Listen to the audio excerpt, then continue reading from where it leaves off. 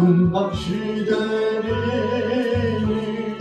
내 직분 지켜서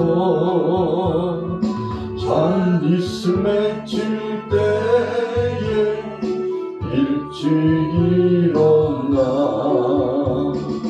해돋는 아침부터 힘써서 일하라.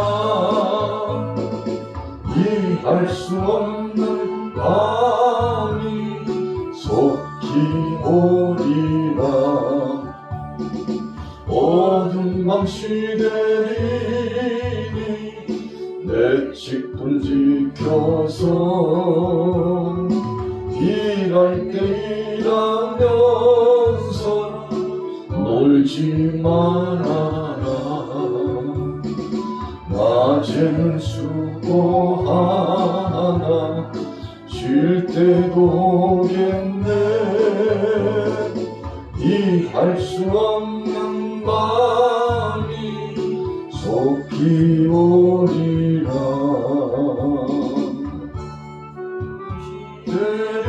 시대리니 내 직분 지켜서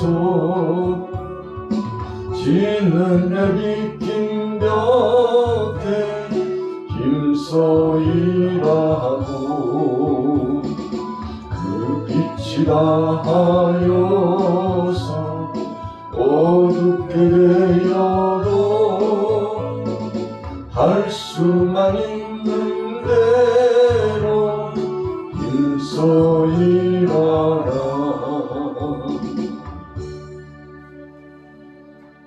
오늘 본문의 말씀의 주제는 12제자를 부르시고 또 둘씩 파송하신 예수님, 부르시고 파송하신 주님이 허락하신 12제자의 사역에 대해서 잠시 은혜를 나누고자 합니다.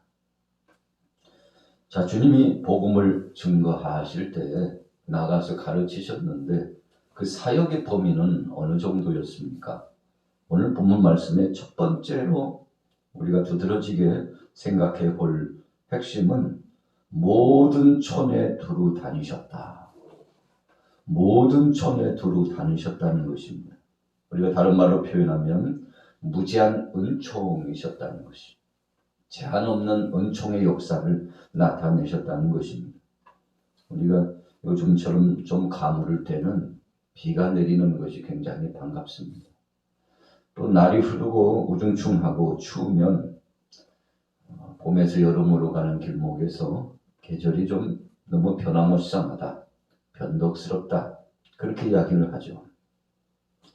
적절한 햇볕이 필요하고 그리고 적시에 내리는 비가 필요합니다.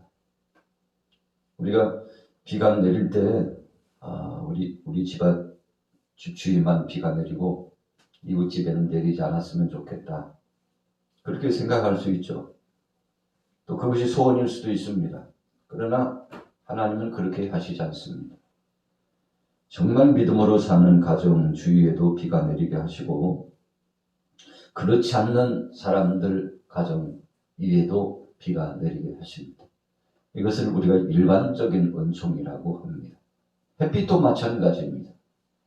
길거리에 다니는 사람, 나쁜 마음을 가지고 있는 사람에게는 비추지 마시고 선하고 복된 마음을 가진 사람에게만 비춰주옵소서. 저런 악한 자들은 햇빛 쬐일 자격도 없습니다요. 하나님 좀 그렇게 해주십시오. 그러나 우리가 역사 이래로 하나님께서 그렇게 하신 적이 없습니다. 맑은 공기도 햇빛도 적시에 내리는 비도 적절한 시절마다 기온도 계절의 변화도 하나님께서는 공통적으로 모두에게 다 허락해 주셨습니다. 이런 일반적인 은총이 우리들에게 부여되는데 그렇게 하시는 것을 보고 우리는 하나님은 사랑이라 표현합니다. 그래서 세상 사람들도 하나님은 사랑이신 것을 기억합니다. 그래서 믿지 않는 사람들이 사랑을 실천하지 않으면 좀 이율배반적이지 않습니까? 왜 사랑을 실천하지 않죠? 교회가 그러면 안 되잖아요. 믿음의 사람들이 그렇게 냉정하고 사랑이 없고 정도 없으면 되겠습니까? 라고 세상 사람들도 우리를 향하여서 손가락질을 하고 지탄을 합니다. 바르게 살라는 거죠. 그렇게 하는 것은 하나님의 뜻이 아니라는 것이죠. 여러분, 맞는 말입니다. 오늘 예수님께서 이에 모든 촌에 두루 다니시며 가르치셨다라고 하는 것은 일반적인 은총입니다. 누구에게나 기회를 주시고 싶으셨습니다. 그래서 하나님은 심판하시는 것이 목적이 아니라고까지 성경에 분명히 말씀하여 주셨습니다. 그러면 하나님의 목적은 무엇입니까? 모든 족속들이 구원받기를 원합니다. 오늘 양화교회 나오신 여러분들, 이 교우들뿐만 아니라 교회 밖에 있는 세상에 있는 죄를 범하며 하나님을 거스렸던 사람들에게도 공통적으로 다 구원의 기회, 은혜 받을 기회, 하나님의 일반 은총, 하나님의 특별한 은총을 받을 수 있는 기회를 다 부여하여 주셨다는 것입니다. 그러나 일반 은총은 받고 싶든지 받고 싶지 않든지 다 받을 수 있습니다. 여러분, 그러나 특별한 은총은 그렇지 않습니다. 자신이 믿음으로 고백하고 받아들여야만 되는 것입니다. 마치 믿음의 사람과 믿지 않는 사람과의 차이가 있듯이 그럽니다. 우리가 오늘도 이 새벽에 나와서 예배자가 되고 기도자가 됩니다만, 어느 사람들은 자신들의 계획 안에 이런 예배와 기도가 없을 수 있어요. 피곤하고 지쳤는데 좀 더 자자, 좀 더 쉬자. 꼭 그렇게 해야 되나?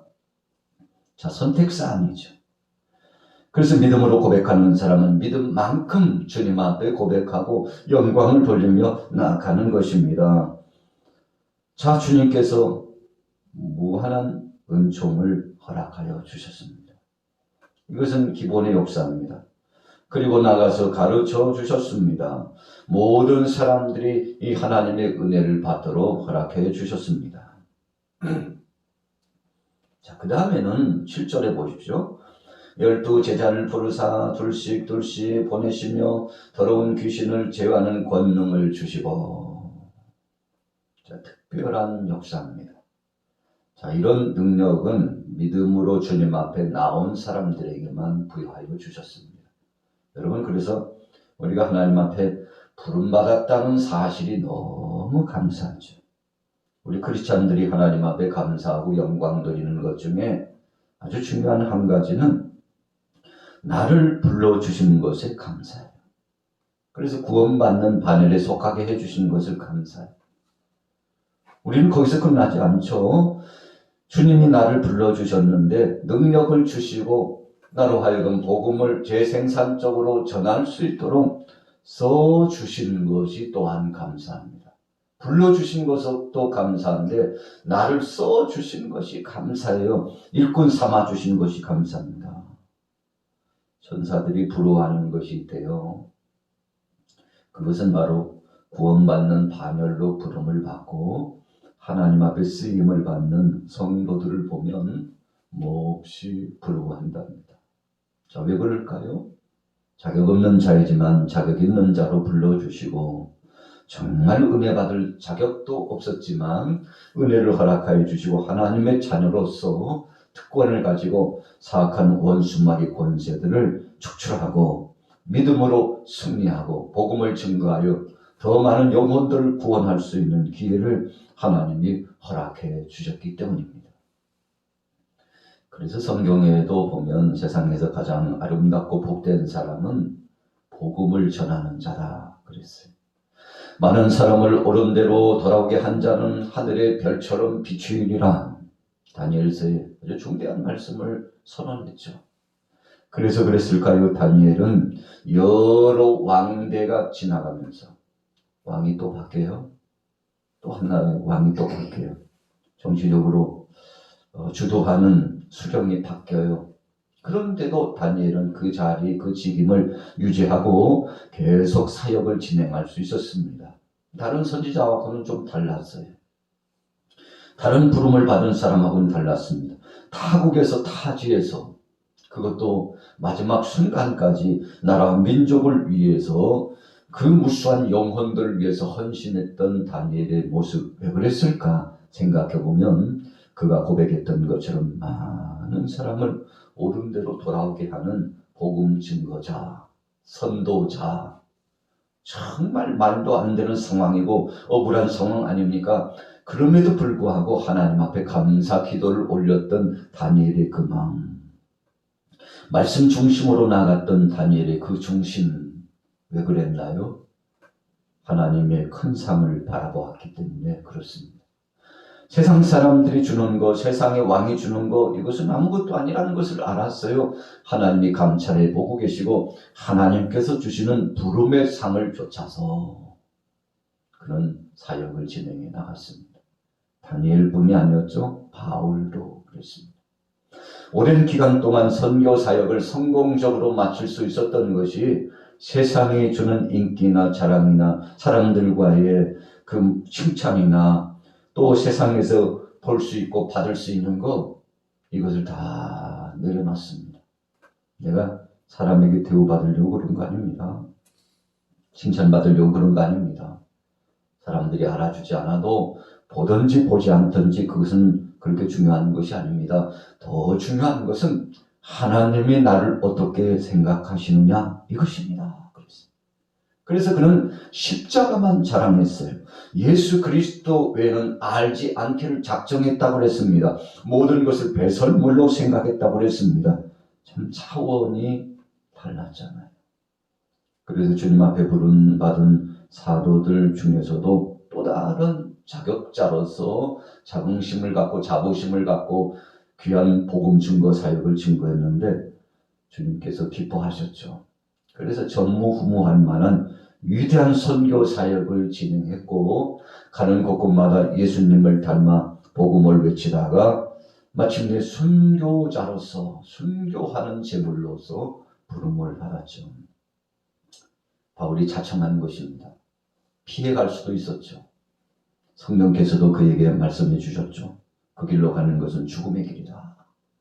많은 사랑하는 친구들이 또 바울에게 권면해 주었습니다. 그러나 다 뿌리쳤어요. 다 내려놓았습니다. 하나님 영광을 위하여 오늘 죽을 수 있다면 그것마저도 기쁨이라고 생각하고 복음 붙잡고 갔더니 정말 하나님 앞에 인정받는 위대한 성업을 이루게 되었지 않습니까? 자, 주님 그냥 제자들을 부르지 않으셨어요. 7절 말씀해 보세요. 둘씩 보내시는데 더러운 귀신을 제어하는 권능을 주시고, 자, 귀신을 제어한다는 것은 영적인 싸움에서 아주 중요한 문을 여는 작업입니다. 그래서 우리가 동네를 지나가고 어떤 가정에 들어갈 때도 예수님 말씀하셨잖아요. 평안을 빌라 그랬어요. 평안을 선포해요. 자, 평안을 선포하려면 악한 것을 제압해야 됩니다. 어떻게 제압합니까? 제자들의 능력이 아니었어요. 예수님께서 저들에게 권능을 주시고, 자기 속에서 나온 것이 아니고 하나님이 허락하셨다는 것입니다. 그래서 오늘 본문에 등장하고 있는 제자들도 오늘 저와 여러분들도 하나님 주시는 권능으로 사역을 진행하는 것입니다. 내 것 가지고 하는 거 아니죠. 그러나 우리는 어떤 때는 착각하면서 내 것으로 하는 것이냐, 내가 하는 것이냐, 내 힘으로 하는 것이냐, 그렇게 생각하고 감사치도 않고 주님 앞에 영광 돌리지도 않고, 여러분 그렇게 됩니다만 참 안타까운 상황이죠. 제자들도 그랬었어요. 마치 내가 끄집어내서 쓰는 것처럼 사역하려다가 귀신 앞에서 망신당하고 사람들 앞에서 망신당하고 능력도 나타나지 않아가지고 아니 왜 오늘은 안 되지? 얼마나 당황스러웠을까요? 변화산상에서 9 제자들이 애를 쓰면서 이 환우를 고쳐주고 치료하고 회복하려고 애를 썼지만 능력이 나타나지 않았죠. 나중에 예수님께 찾아가서 고요히 조용한 시간에 물었습니다. 주님, 아니 아까 우리는 왜 못했는지 참 궁금하네요. 그때 주님이 2가지를 말씀해 주셨습니다. 첫째는 너희가 믿음이 없었기 때문이다. 2번째는 뭐라고 말씀하셨습니까? 기도하지 않은 영혼이라 그랬어요. 여러분 이 2가지 다 하나님께로부터 받은 선물이 없어서 그랬다는 것입니다. 여러분, 선물이라는 것은 정말 믿음으로 고백한 자에게만 허락하십니다. 감사하는 자에게 주님 앞에 영광 드리고 내 것이 아니고 주의 은총이라고 생각하는 사람들에게만 선물을 주는 것이죠. 그러나 그것을 간수하지 못했어요. 사탄이 와서 빼앗아갔습니다. 여러분, 믿음을 빼앗아갔어요. 믿음 뺏기니까 어떻게 됐습니까? 조롱당하고 수치를 당했지 않습니까? 자, 8절에 보세요. 명하시되 여행을 위하여 지팡이 외에는 양식이나 배낭이나 전대의 돈이나 아무것도 가지지 말며. 전도자가 필요한 것이 있습니다. 자, 여기서 여행이라고 했는데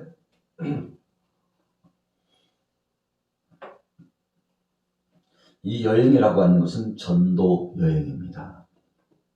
우리가 그냥 여행을 해도 전도하면서 여행을 하면 전도 여행이죠. 그러나 겸해서 전도한다는 것보다도 이 당시 여행은 집중적인 전도를 위한 여행이었습니다. 여행을 위하여 지팡이 외에는 양식이나 배낭이나 전대 돈이나 아무것도 가지지 말며 신만 신고 두 벌 옷도 입지 말라. 그러니까 두 가지예요. 지팡이하고 신발만 신고 빈몸으로 가라는 뜻입니다. 그것만 가지고 가. 참 어찌 보면은요, 참 막막합니다. 아무것도 준비되지 않았어요. 그런데 믿음만 가지고 가라는 뜻이죠. 하나님을 의지하는 것입니다. 너희들이 지금부터 나가서 전도 여행을 통해서 사역을 진행할 때 많은 것들을 경험할 것인데 너희가 이것저것 준비해서 가면 너희가 그냥 열심히 그것 때문에 물질로 또 너희가 준비한 것 때문에 철저하게 잘 준비해서 된 줄로 착각하지. 그러니까 그렇게 하지 마. 예수님께서 철저하게 내려놓고 빈몸으로 가라고 말씀하셨습니다. 왜 그러셨을까요? 하나님의 능력을 경험하라는 것입니다. 자, 7절 후미에 권능을 주셨죠? 그러면 그 권능을 활용하라는 것입니다. 여러분, 우리에게 달란트를 주셨어요. 할 수 있는 능력을 주셨습니다. 그러나 주님 주신 달란트는 활용하지 않고 세상의 것을 이용하고 그것을 가지고 하려고 할 때 여러분 낭패를 맞는다는 거 아니겠습니까? 자, 제자들 예수님 말씀에 순종했습니다. 그리고 나가서 전도했는데 참 기적의 역사가 나타났습니다. 오늘 본문 말씀 속에는 구체적으로 나타나지 않고 있습니다만 우리가 마태복음 13장 말씀 또 마태복음 10장 누가복음 9장 말씀을 보면은 조금 더 구체적으로 나와 있죠. 나가서 복음을 증거하는데 귀신의 역사가 유령처럼 하늘에서 떨어지는 그 유성처럼 떨어졌어요. 깜짝 놀랐죠. 능력이 나타나니까 제자들 우쭐했습니다. 야, 대단하다. 여러분, 오늘 본문에도 그와 같은 능력의 역사가 나타났죠. 오늘 마가복음의 핵심은 주님의 명령에 얼마만큼 순종했느냐라고 하는데 관점과 포인트를 두고 있었던 것입니다. 그래서 10절에 보세요. 이르시되 어디서든지 누구의 집에 들어가든지 그곳을 떠나기까지 거기 유하라. 자, 이 말씀은요, 어떤 가정에 들어가면 그 가정이 전도자를 책임질 것이라는 것입니다. 믿음으로 가라는 것입니다. 그래서 그 가정에 들어가서 복음을 증거하고 거기서 주는 음식을 먹고 그 가정에서 배려하고 사랑해주는 혜택에 따라 또 이슬도 피하고 잠도 청하고 그리고는 또 다른 지역으로 나가서 복음을 증거하고 이런 역동적이면서도 이웃과 더불어서 동고동락하는 전도자의 삶이 되기를 예수님은 원하셨습니다. 그래서 빈손으로 갔지만 사람들을 통해서 하나님이 역사하셔서 물질도 주시고 양식도 주시고 쉼의 터전도 주시고 그 밖에도 필요한 것들을 공급받을 수 있도록 하셨죠. 하나님은 귀한 사역을 진행하시지만 사람을 통해서 진행하신다는 것을 볼 수 있습니다.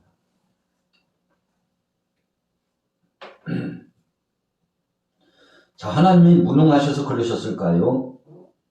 그렇지 않습니다. 혹자들은 생각하기를 하나님께서 무능하셔서 그런 것이 아닌가 하는데, 하나님이 뭐가 부족하셔서 그러시는 것이 아니고 우리의 믿음을 보시고자 그러신 것임을 우리는 기억합니다. 자, 11절에 보세요. 어느 곳에서는지 너희를 영접하지 아니하고 너희 말을 듣지도 아니하거든 거기서 나갈 때 발 아래에 먼지를 떨어버려 그들에게 증거를 삼으라 하시니. 자, 먼지를 떨어버린다는 것은요, 이제 다 내려놓고 간다는 것입니다. 하나님 앞에 맡긴다는 뜻이 있습니다. 그렇게 믿음을 갖고 복음을 전했는데, 권면하고 선포했는데 받아들이지 않아요. 어떻게 해야 됩니까? 참 외면적, 표면적으로 보면 그렇게 열심히 전했는데 받지 않고 오히려 희롱하고, 그리고 끊임없이 적대적인 그런 관계로 대하고, 그러면 참 안타깝잖아요. 그러나 그렇다고 해서 다른 생각하지 말고 바로 즉시 돌이켜서 다른 지역으로 가라고 말씀하셨습니다. 자, 믿음 없이 떠나가는 것입니다. 믿음 없는 사람들에게는 더 이상 증거할 필요가 없다는 한편으로 생각하면 엄청난 심판이 임한 것입니다. 그래서 최고의 심판은 믿음 없이 행함으로 말미암아 하나님의 심판을 받은 것이죠.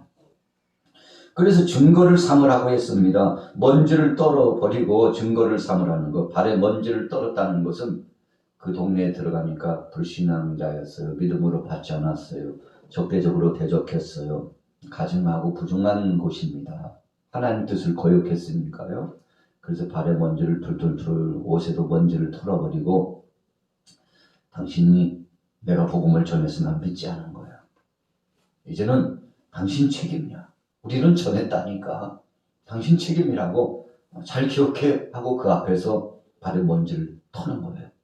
그러면 유대의 풍속상 그런 행위를 하면 모든 책임은 바로 받지 않는 자에게 있다는 증거적인 표징입니다. 여러분, 그래서 성경에도 너희가 전하지 않은 것 때문에 너희가 화를 당하겠지만, 그러나 전하면 전해서 저들이 믿음이 없으므로 받지 않으면 너희는 화를 면한다. 그래서 전하지 않은 것이 바로 엄청난 죄인 것을 나타내 주셨잖아요. 그래서 11절 후미는 그런 증거예요. 우리는 전했어. 당신에게 전했다니까 이제 우리는 책임이 없어. 하나님이 당신을 심판하실 거야. 여러분, 이렇게 선언하고 가는 것이기 때문에 믿음으로 받지 않는 사람에게는 엄청난 심판의 선언 아니겠습니까? 믿어도 되고 믿지 않아도 돼. 자유의지라니까. 내가 내 마음대로 하는데 뭐라고 그래? 이렇게 이야기할 수 있지만 하나님 편에서 볼 때는 엄청난 저주와 심판이 바로 믿음 없는 행동이라는 것입니다. 자, 12절 보세요. 제자들이 나가서 회개하라 전파하고 많은 귀신을 쫓아내며 많은 병자에게 기름을 발라 고치더라. 여러분, 그래서 복음 증거의 핵심은 회개를 전하는 것입니다. 내가 뭘 그렇게 잘못을 했다고 회개하라고 그래? 저나 여러분들이 이런 태도를 받는다면 하나님 앞에 죄를 짓는 것입니다. 언제 복음을 받든지 말씀을 받든지 주여 내 죄를 용서하옵소서, 나는 약한 자입니다. 복음 받는 자의 태도죠. 회개, 복음이에요. 복음의 핵심은 회개입니다. 그래서 교회 강단은 끊임없이 회개가 선포되어야 합니다. 회개가 선포되지 않으면 죽은 메시지죠. 많은 귀신을 쫓아냈습니다. 병자에게 기름을 발라 고쳤습니다. 그래서 기름이라고 하는 것은 영적으로 보면 성령의 임재하심입니다. 이 당시에 사실은 전도자들이 기름을 가지고 다녔죠. 그래서 치료제로 발라줬습니다. 씻어주고 소독하는 효과가 있다고 그러죠. 그래서 적지 않게 기름을 많이 사용했는데, 자, 첫째는 진짜 기름을 바른 것도 됩니다만, 두 번째로는 성령의 임재하심을 소원하고 믿음으로 나갔는데 성령께서 치유하시고 회복하셨다는 영적인 의미입니다. 자, 오늘 본문을 통해서 제자를 부르시고 권능을 주셔서 파송하신 말씀을 생각했습니다. 오늘 하루 동안도 믿음으로 나아가 주의 권능에 따라 큰 능력을 나타내시기를 예수님의 이름으로 축원합니다. 살아계신 하나님 아버지 은혜를 감사합니다. 불러주신 것만도 감사합니다. 일꾼 삼아주신 것을 감사합니다. 구원받았다는 사실에 감사합니다. 이런 감사 감격하는 심정으로 세상 것 바라보지 말고 예수님 한 분만 바라보고 믿음으로 나아가게 하여 주옵소서. 오늘 하루도 주님 사랑한 모든 이들 속에 행복 충만케 하옵소서. 예수님의 이름으로 축복하고 기도 올렸사옵나이다. 아멘.